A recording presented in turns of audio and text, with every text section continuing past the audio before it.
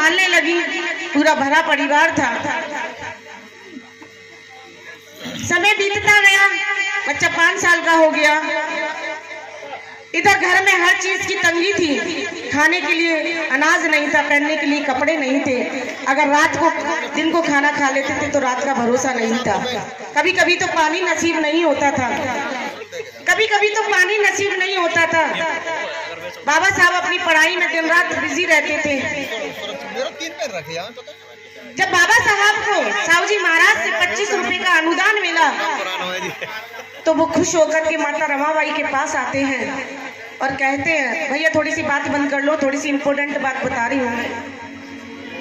वो माता रमाबाई के पास आते हैं और कहते हैं कि वो प्यार से अपनी पत्नी को रामू कहते थे कि हे रामू, देखो ये मुझे 25 रुपए का अनुदान मिला है, वजीफा मिला है, इसे मैं लेकर के विदेश को पढ़ने के लिए जाऊंगा और उच्च शिक्षा ग्रहण करूंगा। लेकिन हे देवी, हे रमा, तुम घर का संचालन कैसे करोगी? मैं तो तुम्हें कुछ भी नहीं देकर के जा रहा। तो माता रमाबाई कहती हैं, हे साहब, आप घर की चिंता ना करें, आप निश्चिंत होकर के विदेश को पढ़ाई करने के लिए चले जाएं। मैं परिवार का पूरा ध्यान रखूंगी, आपको किसी प्रकार की कोई शिकायत नहीं करूंगी। इधर बाबा साहब विदेश को पढ़ाई करने के लिए चले जाते हैं। इधर माता रमाबाई क्या करती हैं? माता रमाबाई मुंबई की गलियों में जाकर के गोबर बीन करके उसके कंडे बना करके और सुखा करके माता रमाबाई पुनः बंबई की गलियों में उन कंडों को बेचती हैं और उस कंडे को बेच करके जो पैसे आते हैं उस पैसों से घर का खर्च चलाती हैं और कुछ पैसे बाबा साहब के लिए भी भेज देती हैं। जब बाबा साहब के पास भेज देती हैं, ऐसे धीरे धीरे करके वो गोबर बीनती हैं और कंडे बनाती हैं। कंडे बना करके वो फिर अपने घर का संचालन करती है, लेकिन बाबा साहब को किसी प्रकार की कोई शिकायत नहीं करती है। बाबा साहब के पत्र आते हैं, लेकिन वो हर तरीके का जवाब देती है कि साहब यहाँ कोई परेशानी नहीं है, आप निश्चिंत होकर के अपनी पढ़ाई पे ध्यान दीजिए। उधर बाबा साहब भी अपनी विदेश में पढ़ाई कर रहे होते हैं, हम बहुजन समाज के लिए। वो बाबा साहब निश्चिंत हो जाते हैं कि घर में कोई परेशानी नहीं है, मेरी पत्नी है वो संभाल लेगी घर को। इधर बाबा साहब के पास धीरे धीरे धीरे धीरे पैसे खत्म हो जाते हैं और वो पुनः वापस घर आ जाते हैं। जब धीरे धीरे समय बीतता है, उनके घर में 2 पुत्र रत्न की प्राप्ति हो जाती है, घर में खुशियां आ जाती हैं। लेकिन समय का ऐसा अभाव होता है, पैसे नहीं है, बच्चों को बीमारी घेर जाती है। अब माता रमाबाई करें तो क्या करें? बाबा साहब फिर विदेश के लिए चले जाते हैं, लेकिन माता रमाबाई फिर भी उनको कोई शिकायत का मौका नहीं देती, किसी प्रकार की कोई कमी का मौका नहीं देती, क्योंकि अगर वो साहब को बताएंगे तो साहब परेशान हो जाएंगे, उनकी पढ़ाई छूट जाएगी। उनके बच्चों को, माता रमाबाई के बच्चों को, बाबा साहब के बच्चों को बीमारी घेर जाती है और पैसे ना होने के कारण, इलाज ना होने के कारण कोई भी उनका इलाज नहीं करता, क्योंकि छुआछूत की भावना बहुत थी। हमको नीच जाति से देखा जाता था, लेकिन पैसे के अभाव के कारण दोनों बच्चे दम तोड़ देते हैं।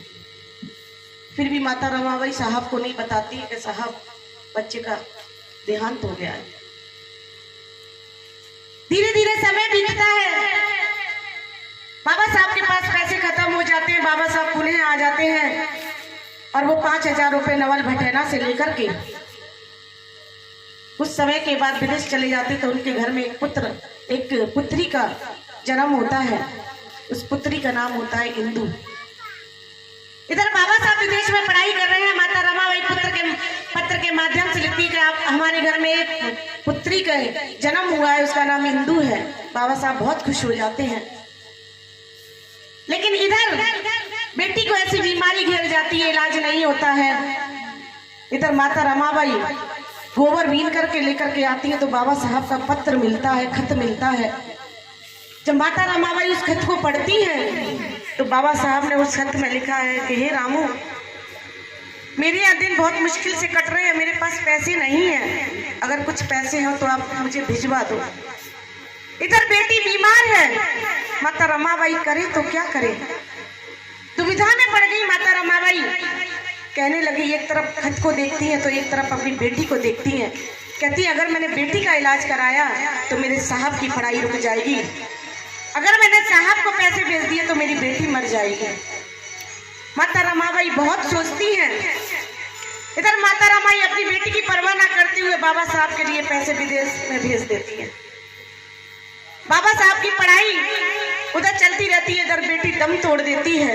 लेकिन माता रमाबाई फिर भी बाबा साहब को नहीं बताती कि बाबा साहब आपकी बेटी खत्म हो गई है। बाबा साहब अपनी पढ़ाई करके वापस आ जाते हैं और बड़े खुश होते हैं कि मैं अपनी बेटी से मिलूंगा। लेकिन बाबा साहब को क्या पता कि उनकी बेटी संसार में रही नहीं। वो आते हैं और कहते हैं कि हे रामू, हमारी बेटी कहाँ है, मुझे अपनी बेटी से मिलना है, कहाँ है मेरी बेटी। माता रमाबाई कहती है कि साहब मुझे माफ कर दीजिए, मैं आपकी बेटी को बचा नहीं पाई, मेरे पास पैसे नहीं थे, मैं उसका इलाज नहीं करवा पाई। साहब मुझे माफ कर दीजिए, आपकी बेटी संसार को विदा करके चली गई। इधर माता रमाबाई साहब से माफी मांगती है, साहब भी फूट फूट कर रोने लगते हैं। क्या करें, समय बीतता जाता है। बाबा साहब पैसों के चक्कर में, इधर बाबा साहब बैरिस्टर बनकर के आ जाते हैं। बाबा साहब का सम्मान मुंबई के लोग करते हैं।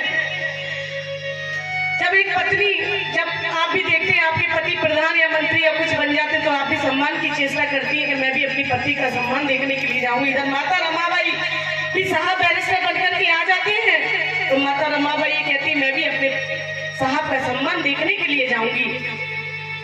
माता रमाबाई सोचती है कि मेरे, जब वो अपने बदन की तरफ देखती हैं कि मेरे पास तो साड़ी नहीं है। जब माता रमाबाई को याद आता है कि सम्मान में बाबा साहब के साहू जी महाराज ने एक साफा बांधा था, उस साफे को वो बाबा साहब बक्से से निकालती हैं और उसे लपेट करके बाबा साहब का सम्मान देखने के लिए माता रमाबाई झाड़ियों में छिप करके बाबा साहब का सम्मान देखती है। जब बाबा साहब का सम्मान हो रहा है तो बाबा साहब की नजर भीड़ को चीरते हुए माता रमाबाई के पास पड़ती है। तो वो भीड़ को चीरते हुए माता रमाबाई के पास आते हैं। हे रामू, तुम यहाँ से क्या देख रही हो, आपको तो वहां होना चाहिए। तो कहती है, साहब मैं क्या करती, मैं कैसे देखती आपका सम्मान, मेरे पास तो एक साड़ी तक नहीं थी। तो साहब कहते हैं, बाबा साहब कहते हैं कि हे रामू, मुझे माफ कर देना, मैंने कभी जीवन में तुम्हें एक सुंदर साड़ी तक नहीं दे पाई। तो माता रमाबाई कहती है कि साहब मुझे साड़ी की चिंता नहीं है, लेकिन मेरी एक बात मानना, आप पढ़ लिख करके मेरे समाज के लिए ऐसा कार्य करना जो आज मेरा समाज दलदल में फंसा हुआ जिल्लत भरी जिंदगी जी रहा है। आप इस संसार में ऐसा काम करके जाना जो जीवन मुझे नहीं मिला, जो सुख मुझे नहीं मिला, वो मेरे समाज के लोगों को मिल जाए। बाबा साहब इधर वकालत करना शुरू कर देते हैं। उनके पास कोई केस नहीं आता। वो केस इसलिए नहीं आता क्योंकि बाबा साहब दलित समाज से हैं। बहुत ही मुश्किल से एक केस आता है। जब सारे वकील मना कर देते हैं, वो सेठ नकुल होते हैं, उनके लड़के को फांसी की सजा दे दी जाती है। तो सब लोग कहते हैं इस केस में आपकी बेटे की कोई भी फांसी नहीं है, कोई गुंजाइश नहीं है, आपके बेटे को फांसी से कोई नहीं बचा सकता। तो जब लोग कहते हैं कि आपसे केवल एक ही शख्स बचा सकता है, वो है बाबा साहब अम्बेडकर। तो वो कहते हैं कि बाबा साहब अम्बेडकर, लेकिन वो दलित समाज से हैं। तो भी संकोच में पड़ जाते हैं, अगर दिन में जाऊंगा तो मेरी बेइज्जती हो जाएगी। लेकिन वो रात्रि में राजगिरी में बाबा साहब से मिलने के लिए जाते हैं। बाबा साहब से कहते हैं कि हे साहब, मैं तुम्हें इतना धन दे दूंगा, आप मेरे बेटे को बचा लीजिए। बाबा साहब कहते हैं आप निश्चिंत होकर के जाइए, आपके बेटे को फांसी नहीं होगी। बाबा साहब केस लड़ते हैं, बेटे को फांसी से बचा लेते हैं। इधर बाबा साहब को केस मिलना शुरू हो जाते हैं, लेकिन इधर उनके घर में एक पुत्र रत्न की प्राप्ति हो जाती है। उनके पुत्र का नाम होता है राजरत्न। बाबा साहब बहुत खुश होते हैं कि मेरा पुत्र बड़ा होकर के इस भारत देश में राज करेगा। बाबा की तरह दिखता था वो राजरत्न, लेकिन समय का ऐसा अभाव, पैसे की कमी, खाने को कुछ नहीं, कुपोषण का शिकार। इधर गांव से एक व्यक्ति भागा भागा जाता है, इधर बच्चे की तबीयत खराब हो जाती है। जब ज्यादा तबीयत खराब हो जाती है तो बाबा साहब के पास एक व्यक्ति जाता है गांव से कि बाबा साहब जल्दी चलिए, आपके बेटे की तबीयत बहुत ज्यादा खराब है। जब बाबा साहब आते हैं तो शायद ऐसा लगता है कि वो बेटा बाबा साहब का इंतजार कर रहा है। बाबा साहब आते हैं और बाबा साहब उस बेटे को अपनी गोदी में लेते हैं। वो बेटा दम तोड़ देता है, वो बेटा दम तोड़ देता है बाबा साहब की गोदी में। बाबा साहब की आंखों से आंसू निकलना शुरू हो जाते हैं, बाबा साहब शांत हो जाते हैं। समय बीत जाता है, थोड़ा समय। माता रमाबाई कहती है कि साहब कुछ पैसे हो तो दे दीजिए, मुझे बच्चे का अंतिम संस्कार करना है। बाबा साहब अपनी पूरी जेब खोज लेते हैं लेकिन 1 रुपया नहीं होता। माता रमाबाई समझ जाती है कि मेरे साहब के पास पैसा नहीं है। इधर साहब को गोलमेज सम्मेलन के लिए, हम बहुजन समाज के अधिकार के लिए विदेश को लिए जाना होता है। तो जब जाने की तैयारी करते तो उनके बड़े भाई कहते हैं, हे बाबा साहब तुम अपने बेटे का अंतिम संस्कार नहीं कर रहे हो, तुम विदेश को जा रहे हैं। तो बाबा साहब क्या कहते हैं, अगर मैं विदेश को नहीं जाऊंगा तो मेरे करोड़ों बेटे खत्म हो जाएंगे, या तो मेरा एक ही बेटा खत्म हुआ है। बाबा साहब विदेश चले जाते हैं, बच्चे का अंतिम संस्कार नहीं करते। लेकिन इधर माता रमाबाई क्या करती है, इधर माता रमाबाई के पास कफन के लिए पैसे नहीं होते। इधर माता रमाबाई अपनी साड़ी में से कपड़ा पाड़ती है और अपने बच्चों को के ऊपर कफन डाल लेती है और बच्चे को गोदी में उठा करके शमशान घाट में दफनाने के लिए चली जाती है। वो मंजर कैसा रहा होगा कि माता रमाबाई ने अपने 4 बच्चों की शमशान में दफनाया होगा, अपने बच्चे को लेकर के वो शमशान में गई हुई। या हमारा अगर परिवार का एक बच्चा बीमार पड़ जाता है तो पूरा परिवार रोने लगता है। उस माता का दिल कितना मजबूत रहा होगा कि उस माता ने अपने 4 बच्चों का अंतिम संस्कार किया। इस माता ने अपने दिल पर पत्थर रख करके अपने बच्चों की 4 बच्चों की संस्कार किया। उस त्याग और बलिदान की देवी ने। और आज हमारा समाज उस देवी को भूल बैठा है, जिस समाज की बदौलत आज हम सम्मान की जिंदगी जी रहे हैं। अगर माता रमाबाई अपने जीवन का त्याग नहीं करती तो बाबा साहब इस बुलंदी पर नहीं पहुंच पाते। वो माता रमाबाई का त्याग है जो आज बाबा साहब इस बुलंदी पे पहुंच पाए। माता रमाबाई ने हम लोगों की परवाह नहीं करी, एक साड़ी में अपना पूरा जीवन निकाल दिया। वो हम बहुजन समाज के लिए, मेरी माता रमाबाई ने एक साड़ी नहीं पहनी, लेकिन आज उनकी बदौलत हम सुंदर सुंदर साड़ियां पहन रहे हैं हजारों रुपए की। लेकिन उनका नाम लेने की बजाय हम पता नहीं किन किन का नाम लेते हैं। तो त्याग और बलिदान की देवी ने हमारे लिए अपना लिए सब कुछ कुर्बान कर दिया। मैं ऐसी देवी को बारंबार उनके चरणों में प्रणाम करती हूँ, बारंबार उनको नमन करती हूँ। त्याग की देवी को, ऐसी देवी दुनिया में कभी नहीं पैदा हो सकती, कभी पैदा नहीं हो सकती, कभी पैदा नहीं हो सकती। उस देवी को आप जरूर पढ़िएगा, आप भूल जाएंगे सबको पूजने के लिए। उस त्याग और बलिदान की देवी के मैं चरणों में वंदन अभिनंदन करती हूँ।